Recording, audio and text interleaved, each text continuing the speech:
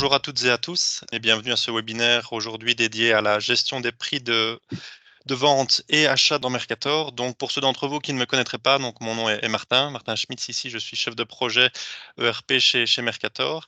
Et donc, la session d'aujourd'hui va être dédiée à vous donner justement une meilleure compréhension, davantage d'informations, trucs et astuces sur les différentes notions de prix, je dirais, relatives à Mercator, afin que vous puissiez justement en tirer profit dans l'établissement de vos différentes stratégies commerciales, la maîtrise de vos coûts, etc. Toutes les ressources qui vont être évoquées dans le webinaire d'aujourd'hui, vous aurez à chaque fois en description de la vidéo les liens vers notre base de connaissances pour avoir, je dirais, un compte-rendu écrit des différents sujets abordés. Donc voilà, le webinaire d'aujourd'hui, donc lui s'articule au travers de ces différents sujets. Donc tout d'abord, comme je le disais, on va revenir sur une brève présentation des différentes notions de prix disponibles dans Mercator. Pour cela, on reviendra ensemble sur l'onglet prix des fiches articles. Par la même occasion, on reviendra sur le système de paramétrage des tarifs, voir comment vous pouvez, côté client, définir des tarifs, ajouter, modifier des informations relatives à ceux-ci. Et par la même occasion, via le concept de formule de prix, venir définir des formules de calcul qui permettent justement d'automatiser le calcul de certains champs et conditions tarifaires. Après, on passera côté achat. On reviendra ensemble sur les notions de PMPA, prix de revient, et comment calculer des coûts de revient côté achat.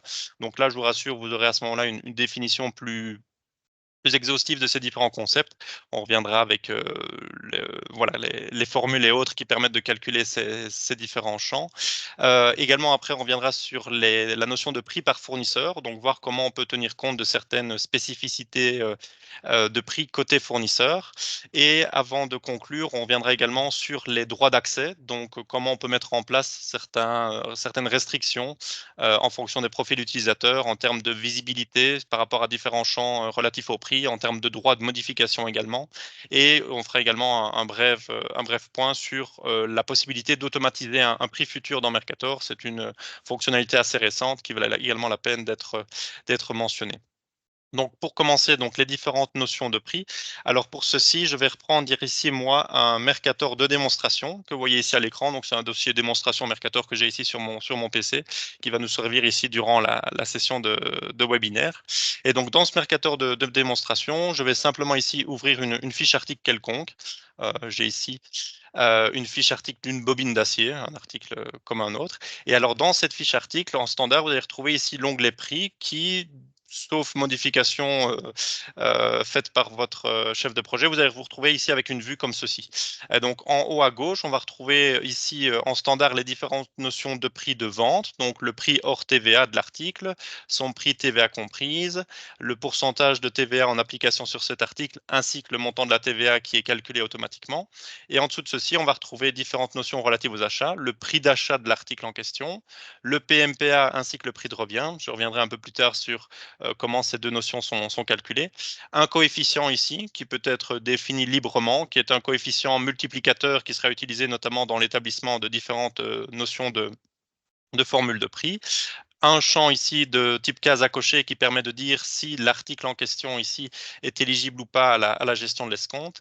Et alors, vous allez vous retrouver ici avec un petit menu déroulant qui va vous référencer les différentes formules de prix qui auraient été paramétrées en amont dans votre dossier Mercator, ainsi qu'un petit bouton de type calculatrice qui lui permet de réexécuter sur la fiche article en cours la formule de prix qui a été ici définie dans ce menu déroulant. Donc ça, c'est vraiment les notions de prix standard telles que vous allez retrouver dans les fiches articles.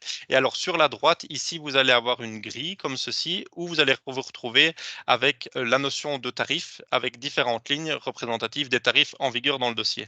Alors ici, dans mon dossier démo, vous voyez que j'ai 4 lignes dans cette grille. Alors ces différentes lignes font donc référence spécifiquement à des tarifs que j'ai paramétrés dans mon Mercator. Donc ici, j'ai un tarif particulier, professionnel, grossiste et personnel. Alors ces tarifs-ci, comment sont-ils définis? Eh bien tout simplement via le point de menu outils, paramètres, tarifs que vous allez vous retrouver ici depuis cet écran. Et donc au clic de ce menu, vous allez avoir cet écran liste qui va s'ouvrir, dans lequel vous allez pouvoir justement venir définir les différents tarifs en vigueur dans Mercator. Alors ici, comme vous voyez, j'en ai donc 4, particulier, professionnel, grossiste, personnel.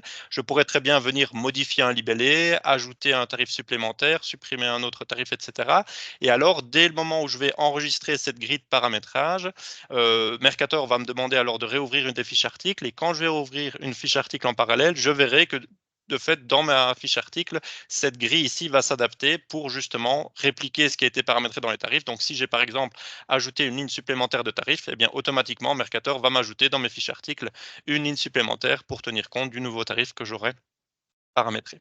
Et donc dans cette grille, il y a également la possibilité avec d'autres colonnes ici de par exemple tenir compte d'une devise spécifique. Donc dans mon dossier ici, j'ai une devise qui a été paramétrée comme étant l'euro ainsi que le dollar. Eh bien je pourrais dire tiens, par défaut, dans quelle devise doit être exprimé ce tarif. Donc ici, j'ai tout mis en euros. Et j'ai également la possibilité de faire référence ici à la notion de niveau. Alors ça fait directement écho à la notion de niveau de masque présent sur les profils utilisateurs en termes de restrictions et de droits d'accès. Et donc, si je prends l'exemple, par exemple, de ma ligne ici particulier, donc de mon tarif particulier, ici, j'ai indiqué un niveau 1 de valeur 50. Ça signifie simplement que si, par exemple, je me connecte dans Mercator avec un profil utilisateur ayant un niveau inférieur au niveau 50, eh bien, si j'ouvre une fiche article, eh bien, la ligne particulier ici ne sera pas visible à l'utilisateur connecté avec ce niveau inférieur au niveau 50 parce qu'il n'en aura pas le droit de visibilité. De même, par exemple, si je suis dans une vente et que je souhaiterais, par exemple, appliquer le tarif particulier à un client qui n'a pas le droit de base à avoir ce tarif, eh bien, si je suis connecté avec un utilisateur de niveau inférieur au niveau 50, eh bien, lors de la sauvegarde de mon document de vente, eh bien, j'aurai un message qui me dit ben, ce tarif n'est pas utilisable par ce profil utilisateur-là parce que mon niveau ne permet pas justement de venir appliquer ce tarif particulier à un client qui de base n'en disposerait pas. Et de même, on a également la notion de niveau 2 ici dans les grilles de paramétrage de tarifs. Alors niveau 2, ça fait écho à la modification, le droit de modification sur les tarifs. Et donc ici, si je définis un niveau 2 de 90, ça signifie qu'un utilisateur ayant un niveau inférieur à 90 n'aura pas le droit de venir modifier ici la ligne de tarif particulier pour en changer les conditions de prix hors TVA, TVA comprise, coefficient, etc., etc. Donc, par exemple, ici, moi, je me suis volontairement connecté avec un utilisateur de niveau de type 89. Donc, si vous le voyez, si je clique dans la zone, par exemple, de 7,50 relative au prix particulier, si ici je tente de modifier la valeur avec mon pavé numérique, eh bien, je serai incapable de le faire parce que justement, j'ai un niveau trop faible que pour être en droit de modifier ceci. Alors, si on regarde ici sur cette grille tarifaire plus en détail les différentes colonnes, vous allez donc voir ici que par tarif, on peut justement paramétrer un prix hors TVA spécifique, un prix TVA compris spécifique. On peut également jouer avec des coefficients multiplicateurs propres à chacun des tarifs, au-delà de simplement avoir un coefficient ici général sur la fiche article. On a également la notion de devise. Donc, si jamais on voudrait modifier la devise par défaut paramétrée dans la grille de tarif, eh bien, on peut également le faire fiche article par fiche article si nécessaire. Et on peut également définir un pourcentage de remise si, au-delà de paramétrer les tarifs en fonction de prix net, on souhaite travailler plutôt avec des remises à appliquer par type de tarif, eh bien, on peut également le faire ici via cette colonne. Alors, vous noterez que par la même occasion, si je tente, moi, de modifier la valeur de 6,25, donc du tarif professionnel, pour mettre par exemple une valeur de 5,8, et que ensuite je quitte cette zone, par exemple en cliquant ailleurs dans la grille, eh bien vous voyez que Mercator me reforce la valeur de 6,25. Pourquoi? Eh bien parce que ici, dans mon dossier, j'ai justement une formule de prix en vigueur sur ma fiche article qui, justement, a automatisé le calcul de ce champ prix hors TVA pour le tarif professionnel et donc, l'utilisateur ne peut pas, lui, prendre le dessus sur la formule automatique pour en venir modifier la valeur de ce champ-là. Alors, ça nous enduit donc sur le concept de formule de prix. Et alors, ces fameuses formules de prix, pour vous montrer, elles sont configurées directement depuis outils, paramètres, prix, tout simplement. Et alors, quand vous allez cliquer sur ce point de menu, vous allez ouvrir alors cette vue ici que vous voyez sur la gauche. Alors, dans la première zone, vous avez la possibilité de modifier le libellé de la formule de prix en question. Ici, je vois qu'elle s'appelle formule de prix numéro 1, tout simplement. Si jamais il devait y avoir plusieurs formules de prix dans le dossier, eh bien, via le bouton lister que vous allez retrouver dans les différentes signalétiques également, eh bien, vous pourriez afficher les différentes formules de prix paramétrées. Ici, j'en ai qu'une, donc c'est la seule qui est affichée à l'écran ici. Et donc, cette formule de prix numéro 1, dans le cadre du dessous, on va avoir la possibilité justement d'en déduire les composants, d'écrire justement les scripts qui permettent de qui composent justement cette fameuse formule de prix. Alors, ces scripts, eux, sont écrits en langage C#, c'est le langage de programmation qui entoure Mercator, aussi bien au niveau du produit standard que des développements spécifiques qu'on serait amené à faire. Et donc, ces différents scripts vont être justement liés à cette formule de prix numéro 1. Et dès qu'on va lier cette formule de prix à un article, eh bien, ces scripts vont s'appliquer sur la fiche article qui, justement, a cette formule de prix en vigueur. Alors, juste pour vous expliquer un petit peu ce qui a été fait ici à titre d'exemple, comme ça vous avez un peu une idée de ce qu'on est capable de faire. Eh bien, ici, j'ai 6 lignes de formules qui vont être justement les composants de ma formule de prix générale numéro 1. Et donc, si je les parcours ligne par ligne, vous voyez par exemple ici que la première ligne me dit qu'on exprime le S prix acheté comme étant le résultat de SDPA fois SCOF. À quoi cela signifie? Simplement que le S prix acheté, qui est le champ prix hors TVA que vous voyez ici sur la droite, eh bien, on aimerait bien que son calcul soit automatisé comme étant le résultat de la multiplication entre le SDPA, qui est le prix d'achat qu'on voit ici, et le SCOF, qui est le fameux coefficient multiplicateur ici de 1,75. Et donc, si je fais 5 fois 1,75, ça me donne le résultat de 8,75 que vous voyez ici au-dessus de l'écran. De même, on a également prévu une seconde ligne de formule qui me dit ici que le S prix TI, c'est le prix TVA comprise de l'article, donc les 10,59 que vous voyez ici à l'écran. Eh bien, j'aimerais que ce calcul-là, ce champ-là, soit automatisé comme étant le calcul entre le S prix acheté fois 1 plus le taux de TVA sur l'article divisé par 100, tout simplement. Et donc, mes fameux 10,59 sont donc le résultat des 8,75 auxquels on a ajouté les 21% de TVA ici. Et au-delà de ça, j'ai également ici paramétré 4 autres lignes de formules qui font référence directement ici à la grille de tarifs articles et qui me disent, tiens, que tous mes tarifs ici hors TVA, donc mes fameux TAR achetés que vous voyez ici, eh bien, eux sont calculés comme étant la multiplication entre mon prix d'achat une nouvelle fois, donc mon fameux 5 euros ici, multiplié par les différents coefficients en vigueur par ligne de tarif. Donc SCOF 1, ça fait référence au coefficient 1, donc mon premier tarif ici dans ma fiche article, donc celui de particulier. Et donc, mes 7,50 ici sont égaux donc au prix d'achat de 5 multiplié par le 1,50 de coefficient, ce qui me donne 7,50. Et au-delà de ça, pour information, on a également ici ajouté une petite fonction mathround qui permet tout simplement de dire que on aimerait arrondir le résultat de cette multiplication à 2 décimales. C'est pour ça qu'ici, vous voyez un petit 2 à la fin de la parenthèse pour dire que la fonction d'arrondi, ça concerne un arrondi de 2 décimales ici qu'on force au travers de ces formules de calcul de prix. Et donc ces notions de prix, pour information de formules, on peut donc en définir plusieurs ici dans Mercator, comme je le disais. Et alors, une fois qu'elles sont paramétrées, on peut alors venir les appliquer article par article, pour qu'elles soient de fait paramétrées en fonction de différents types d'articles qui devraient avoir des formules de prix ou non en lien avec eux. Alors, également pertinent de savoir par rapport à ces formules de prix, il faut savoir que dans Mercator, par défaut, ces différentes formules de calcul ne sont pas, je dirais, appliquées en temps réel. Il faut certains événements, certaines actions utilisateurs pour que, à un moment T, on décide de réappliquer le script de formule de prix sur des fiches articles bien spécifiques. Comme je le disais tout à l'heure, on a par exemple la possibilité, via ici le petit bouton calculatrice, de venir mettre à jour et recalculer la formule de prix. C'est-à-dire que si jamais à un moment T, par exemple, un des composants des formules de prix de type le prix d'achat ou le prix hors TVA venait à être modifié, eh bien, en recliquant sur la calculatrice, on peut s'assurer que les différentes formules sont bien mises à jour sur base des nouvelles valeurs qu'auraient pris les champs qui composent ces formules. Après, il y a d'autres événements qui sont également prévus en standard que pour déclencher, si vous voulez, une réexécution de script de formule de prix. Tout ça est configuré via des options de Mercator si nécessaire. Donc, par exemple, on peut dire, tiens, dès que le prix d'achat de mes articles vient à changer, par exemple, si un jour j'encode une facture d'achat sur l'article bobine acier, le prix d'achat de l'article passe à 6 euros. Eh bien, si j'ai une option de Mercator qui me dit, tiens, à l'enregistrement de la facture d'achat, le prix d'achat doit être reflété comme étant celui de la dernière facture. Si le prix d'achat en arrière-plan passe à 6 ici, eh bien, on peut avoir une option qui nous dit, par la même occasion, je souhaiterais que Mercator réapplique automatiquement, sans intervention manuelle de l'utilisateur, la formule de prix sur l'article qui vient d'être tout juste acheté. On a d'autres scénarios ici, du style par exemple lors d'un import Excel, si on importe des articles via import Excel, on peut demander à Mercator que par la même occasion, il réexécute tous les scripts de formules de prix sur les articles pour s'assurer que les formules de prix soient bien à jour au moment de l'import Excel. Ou à titre d'exemple, on pourrait aussi dire, tiens, dès qu'un utilisateur vient à modifier quelconque champ de la fiche article, donc par exemple, il viendrait modifier le libellé de l'article ici, il viendrait modifier par exemple la combinaison de rayons famille sous famille, il viendrait ajouter une catégorie à l'article, et ensuite il l'enregistre, eh bien, au moment d'enregistrer l'article, on pourrait aussi demander à Mercator d'automatiquement, par exemple, venir réappliquer la formule de prix sur l'article en question.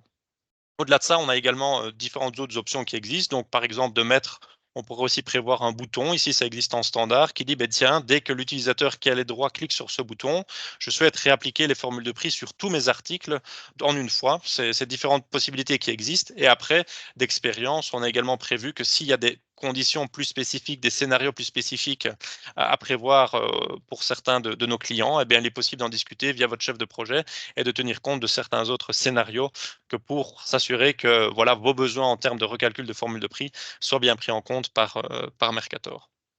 Donc voilà, ça c'était par rapport aux formules de prix. Alors tant qu'on est sur le sujet des tarifs, j'ai encore 2 petites choses que je voulais vous montrer. Alors si j'en reviens ici à cette grille de paramétrage de tarifs, vous voyez qu'ici, on a différentes conditions tarifaires qui sont d'application, mais à aucun moment on ne parle de notion de quantité.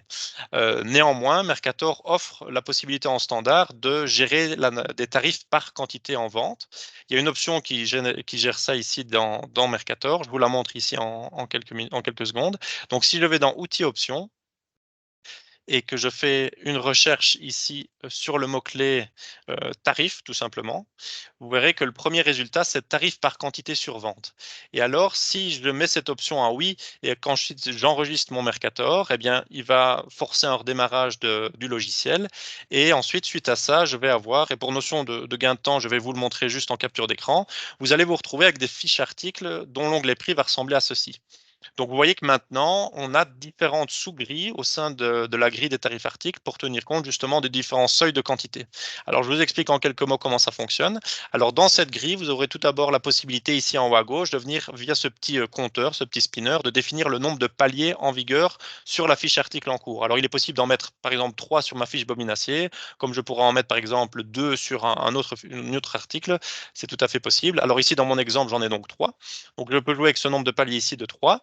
Et ensuite, par palier, je vais pouvoir définir justement une quantité minimum pour laquelle je souhaiterais que certaines conditions tarifaires s'appliquent. Alors ici, dans mon exemple, j'ai des paliers de 3, 5 et 9 respectivement. Ça veut donc dire que, par exemple, si dans une vente, je viendrais à vendre une quantité de 3 ou 4, par exemple, de l'article bobinacier, eh bien, j'aurai ici les valeurs de prix tarifaires qui s'appliquent en conséquence. Si je vends 5, 6, 7 ou 8 quantités, je suis dans cette partie-ci de la grille et donc j'ai ces valeurs de tarifs qui s'appliquent. Et au-delà de 9 quantités minimum, j'ai alors ces conditions tarifaires-là qui s'appliquent. Donc là, on a cette notion ici de tarif par quantité qui est tout à fait gérable en standard. Et au-delà de ça, vous avez également ici la possibilité, via ce petit bouton switch, de modifier le symbole que vous voyez ici à l'écran.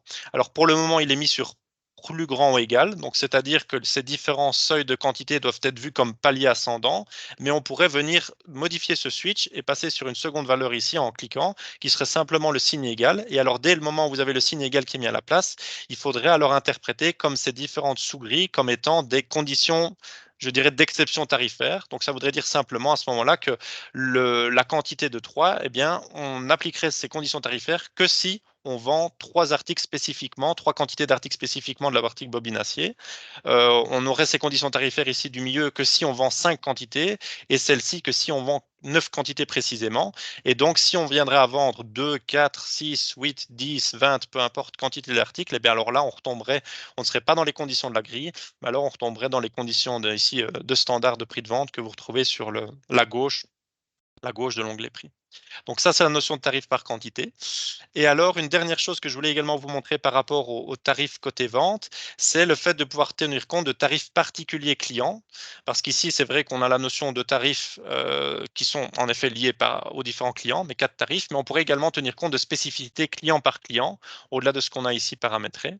Et pour ce faire, je vais simplement ici ouvrir une fiche client à titre d'exemple. Donc ici, j'ai un client et dans cette fiche client, j'ai en standard l'onglet tarif également, qui me permet ici d'indiquer donc, comme je le disais, des conditions tarifaires spécifiques à ce client-là. Alors, dans mon exemple ici, j'ai dit quoi? Dans cette grille, j'ai dit simplement que j'aimerais que le client, lui, se voit bénéficier d'une remise de 10% chaque fois qu'il vient à acheter un article faisant partie du rayon divers. Donc c'est quelque chose que j'ai paramétré ici. On aurait pu, au-delà de mettre un rayon bien spécifique, on aurait pu mettre une catégorie bien spécifique. Vous avez la possibilité de dire, bah, tiens, sur base d'une catégorie d'articles, ce client bénéficie automatiquement d'un certain pourcentage de remise, par exemple. Ou alors tout simplement de faire mention d'un article spécifiquement. Donc ici, vous avez la possibilité de mettre un ID article et de faire une recherche plutôt que de travailler sur un rayon dans son entièreté. Et alors, à ce moment-là, comme je le disais, le client viendrait bénéficier d'une remise de 10%. C'est également cumulable, je dirais, avec ce qui est paramétré ici dans la grille de tarifs. Donc, par exemple, vous voyez que mon client, lui, fait partie du tarif particulier. Et donc, c'est-à-dire que lui, s'il viendra acheter l'article bobine acier, eh bien, lors de cet achat, il aurait un prix hors TVA de 7,50 auquel viendrait s'ajouter un pourcentage de remise de 10% parce que justement, spécifiquement, ici, l'article bobine acier fait partie du rayon d'hiver et donc les 10% sont d'application pour le client que vous voyez ici à l'écran. Alors, au-delà de ça, on a également la possibilité dans cette grille de faire mention, vous le voyez par exemple, d'une date de début ou de fin. Si on voudrait dire, bah, tiens, que par exemple, ces 10% de remise sur les articles du rayon d'hiver pour le client devait être limité de manière temporelle, par exemple au mois de janvier, février, sur une période de 6 mois ou peu importe. Et si jamais par défaut, on laisse ces deux colonnes ici, début et fin vides, ça sous-entend que la condition ici, en termes d'exception tarifaire, eh bien, s'applique tout le temps, sauf mention contraire. Voilà, donc ça c'était par rapport au tarif côté vente. Alors maintenant, si je passe au côté achat, on va revenir alors sur les différents champs que vous voyez ici sur la gauche de l'écran. Donc j'avais parlé de la notion de PMPA et de prix de revient. Alors pour vous les expliquer, je vais directement me référer à notre site et à la base de connaissances, où vous allez pouvoir retrouver ici dans cet article chiffré 677 les formules de calcul justement du PMPA et du prix de revient. Alors pour commencer avec le PMPA, par définition, c'est le prix moyen pondéré à l'achat dans Mercator. Donc ici, il ne s'agit pas simplement de faire une moyenne du type somme de prix d'achat divisée par la somme des quantités, ce qui n'aurait pas beaucoup de valeur. Mais ici, le but de ce PMPA, c'est vraiment de pouvoir insérer une notion de chronologie sur les mouvements de stock d'achat effectués sur mes différents articles. Et donc, si je m'en réfère à la formule pour vous l'expliquer, le PMPA est calculé comment?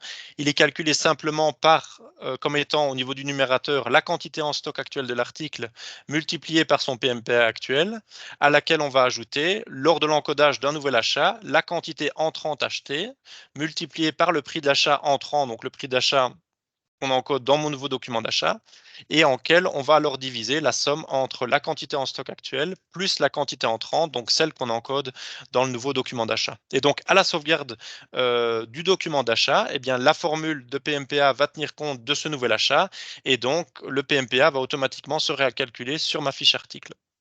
Il faut également tenir compte du fait que cette formule est prévue pour que si à un moment donné la quantité en stock de l'article en cours eh bien, retombe à zéro, que son stock est nul, alors les différents composants de la formule vont s'annuler de manière à ce que à ce moment-là, si la quantité en stock de l'article est nulle et qu'on encode alors un nouvel achat pour cet article, eh bien alors à ce moment-là, le PMPA, si vous voulez, va être réinitialisé au prix d'achat entrant et donc PMPA sera égal à prix achat entrant à ce moment-là.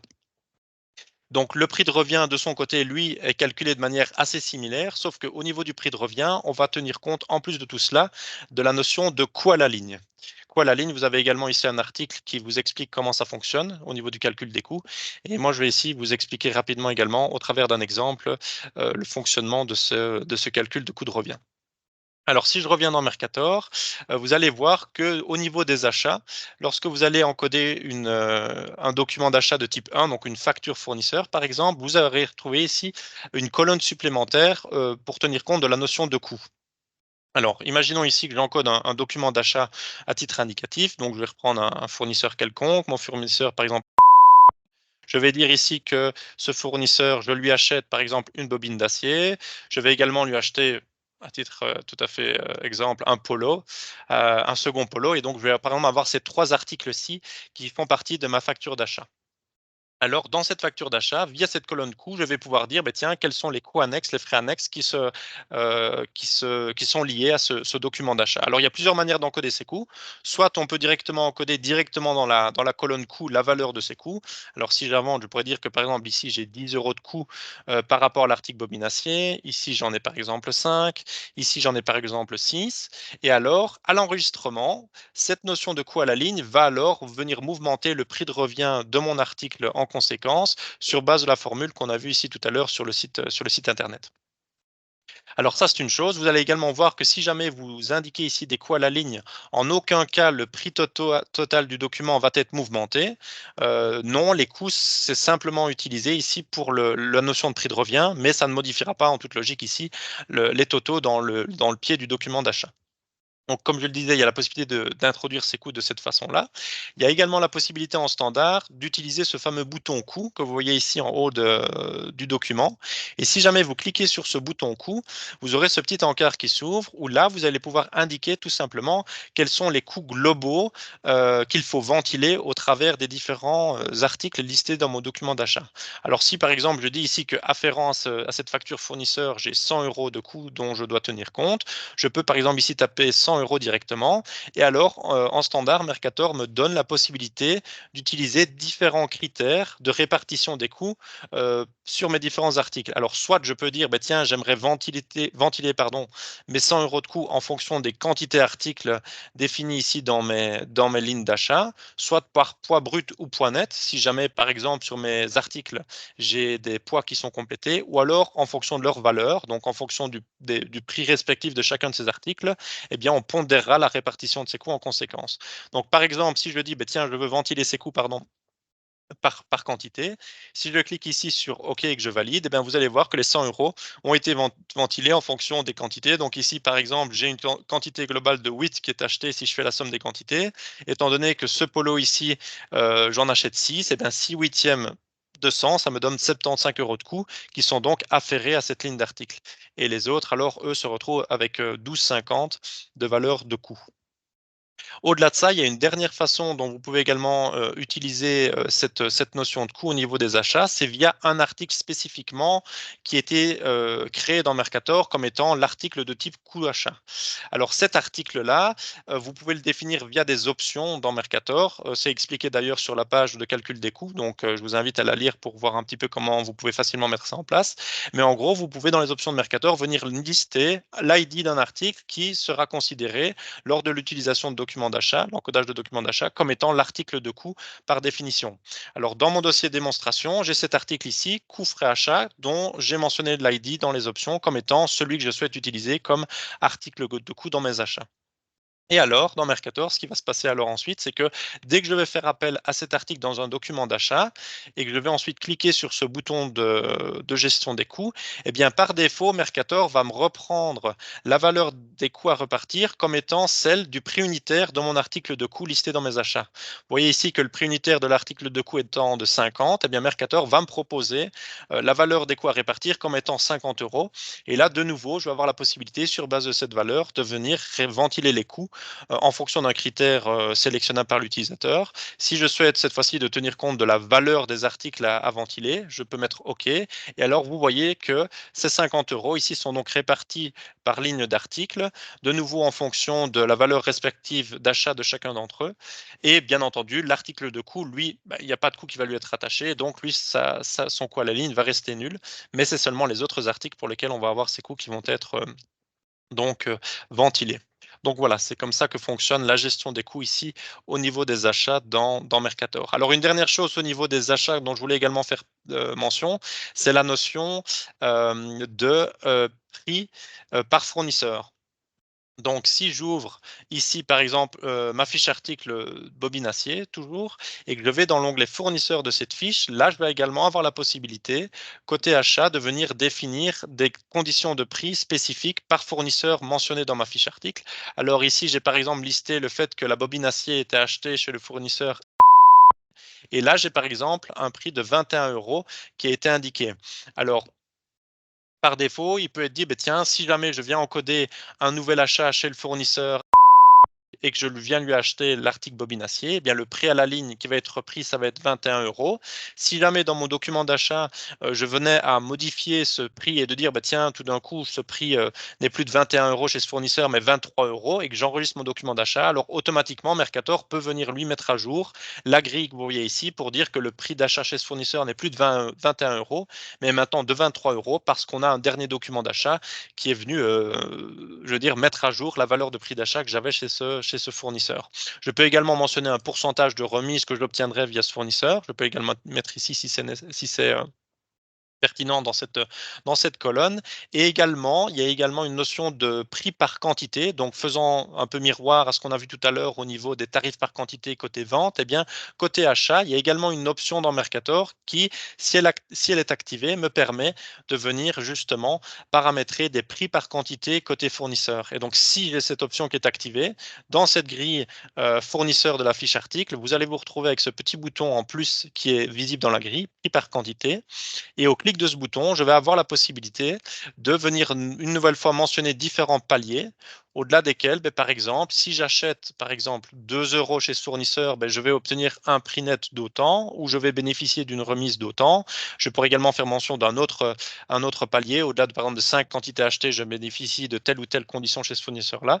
Et de la même manière que de côté vente, je vais pouvoir également modifier ce petit switch pour dire, tiens, au lieu de considérer ces paliers comme des paliers ascendants, Mercator doit les considérer comme des exceptions tarifaires. Et donc, c'est si j'achète par exemple 2 quantités, je bénéficie de ceci. Si j'achète par exemple 5 quantités, je bénéficie de ceci. Et si j'en achète 1, 3, 4, etc., je retombe dans les conditions de prix classiques que vous voyez propres à ce fournisseur. Donc voilà, ça c'était la notion donc des achats et donc du concept de prix côté achat. Alors pour en revenir maintenant sur les droits d'accès utilisateurs, je vais juste brièvement reprendre le PowerPoint que j'avais préparé en amont de la présentation. Parce que dans ce PowerPoint, j'ai justement regroupé différentes fonctionnalités que Mercator offre en termes de restrictions et blocages. Alors à chaque fois en jaune, vous avez le numéro de la page auquel se réfère la fonctionnalité. Vous les aurez, comme j'avais dit tout à l'heure, dans la description de la vidéo de toute façon à titre informatif. Mais en gros, ça vous donne un petit peu une vue ici sur ce que Mercator offre en termes de restrictions et blocages en ce qui concerne la gestion des prix. Par exemple, vous avez la possibilité, si pertinent, de peut-être bloquer à la sauvegarde d'un document de vente, la sauvegarde de ce document si dans les lignes de ce document, on retrouve un article à prix nul. C'est une possibilité que Mercator offre en standard. De même, on peut également prévoir, en fonction du profil utilisateur connecté, le fait qu'un utilisateur puisse ou non modifier les prix dans les ventes. Ça, c'est simplement via une case à cocher modifier prix qui est présent sur les profils utilisateurs. Et au-delà de ça, on peut également mettre en place la possibilité de dire, tiens, j'aimerais qu'un utilisateur X puisse modifier les prix, mais seulement, par exemple, pour certains articles ou seulement en fonction du type de document. Donc, par exemple, on pourrait dire, tiens, je voudrais qu'un utilisateur puisse, par exemple, modifier les prix s'il s'agit d'un devis ou d'une commande, mais si, par exemple, on a un statut de bon de livraison ou facture, eh bien, il ne peut plus modifier les prix de vente. C'est quelque chose qui est tout à fait possible ici en standard. Et de même, une dernière fonctionnalité pertinente que je voulais vous montrer, c'était celle concernant le fait de pouvoir bloquer le recalcul des prix dans les documents de vente et d'achat, y compris les remises. Si par exemple, lors de l'augmentation de statut d'un document, l'utilisateur venait à modifier les quantités. Donc si par exemple, on est dans Mercator et on passe une commande de statut commande au statut bon de livraison, et que lors de ce passage de statut à livraison, l'utilisateur vient à modifier la quantité à la ligne d'article, eh bien on pourrait prévoir d'empêcher le recalcul des prix de manière à conserver les prix en vigueur au statut de la commande et ne pas tenir compte du fait que des quantités puissent avoir été entre-temps changées et donc que certains prix différents auraient pu être appliqués. Non, on peut justement bloquer ce recalcul si nécessaire pour garder les prix initiaux en cas de changement de quantité, par exemple. Donc ça, c'était en termes de restrictions et blocages. Et pour terminer, je disais que je voulais également faire mention de la mise en place d'un prix futur. Donc ça, c'est l'article 3122 que vous allez également pouvoir retrouver sur notre site. Et donc, en quelques mots, qu'est-ce que j'entends par la mise en place d'un prix futur? C'est simplement qu'on peut maintenant prévoir aussi dans Mercator le fait que à une date déterminée, on peut en arrière-plan venir modifier une zone prix de la fiche article d'une certaine façon sans qu'un utilisateur doive intervenir ce jour-là et exécuter quelconque action dans Mercator.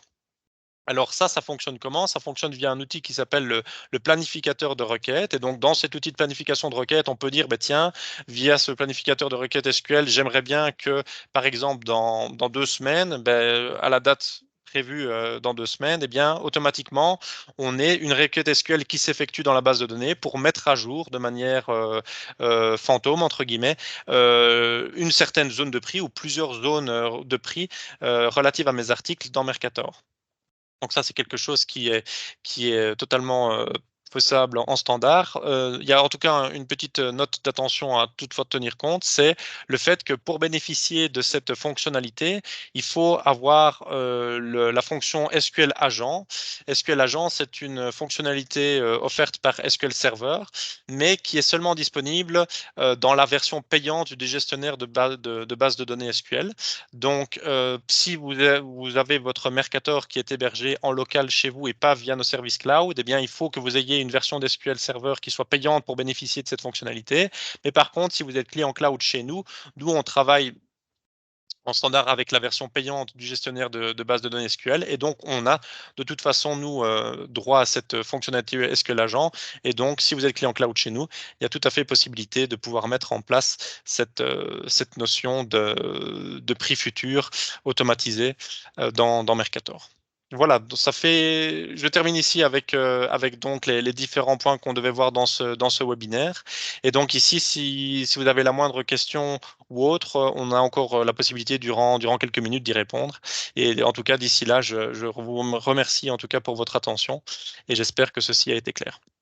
J'ai une petite question Oui, concernant le module, dites-moi. production. Par Oui, rapport au prix de revient, comment calculer enfin, comment le prix de revient se calcule si enfin, finalement, c'est pas une vraie facture qu'on va avoir d'un fournisseur, oui, tout à mais fait. plutôt style une production en interne ou autre, comment ce prix de revient va se calculer? Alors, je pense que de base, la fonctionnalité de calcul des coûts est en effet seulement présente dans les documents de type facture fournisseur. Donc, il faut vraiment être dans un document de type achat, je dirais, pour en tenir compte. Après, si besoin, il a déjà été mis en place, je pense, par le passé, certaines fonctionnalités pour également tenir compte de prix de revient au niveau de la production. C'est vrai qu'ici, on n'en a pas vraiment discuté parce que c'était une fonction. Il y a beaucoup de choses par rapport à la gestion des prix, on s'en est tenu plus au cycle de vente et au cycle d'achat. Mais je pense qu'il y a tout à fait la possibilité aussi de tenir compte de coûts annexes dans les documents de production et justement d'avoir un champ, par exemple, qui soit mouvementé en conséquence pour tenir compte d'un prix de revient au niveau de la production. Tout à fait, oui. Mais en standard, en tout cas, le calcul des coûts tel qu'il a été présenté aujourd'hui est vraiment lié, lui, aux factures fournisseurs et donc aux documents de type achat. Ouais, OK, merci beaucoup. je vous en prie.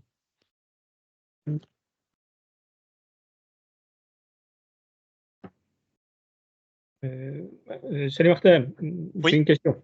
Au dites-moi. niveau du prix d'achat fournisseur dédié à chaque fournisseur, on Oui. sait mettre aussi une date de fin et de début par rapport à ce tarif-là, comme prix au même titre que le prix futur?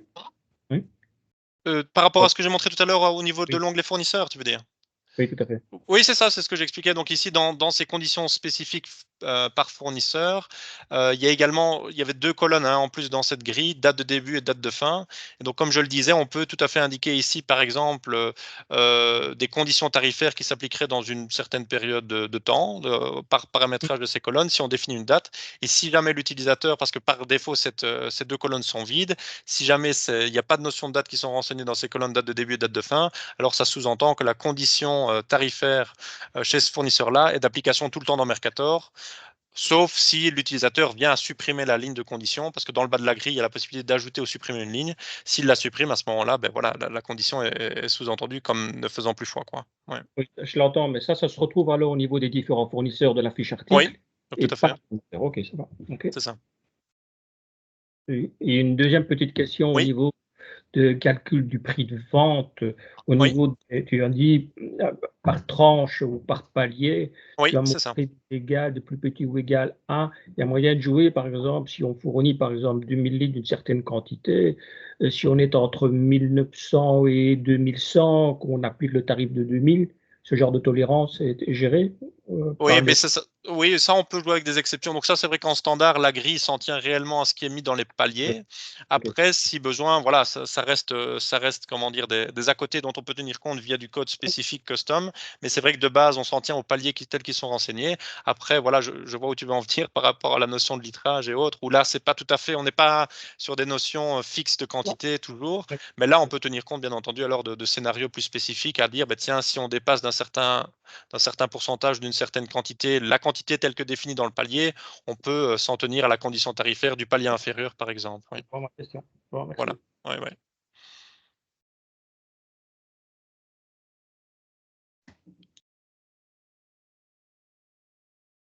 D'autres questions? Pas d'autres questions. Merci à vous. Non, mais parfait. Alors, je vous remercie en tout cas. Et donc, s'il y a la moindre question ou autre par rapport à ceci, on reste tout à fait disponible pour en discuter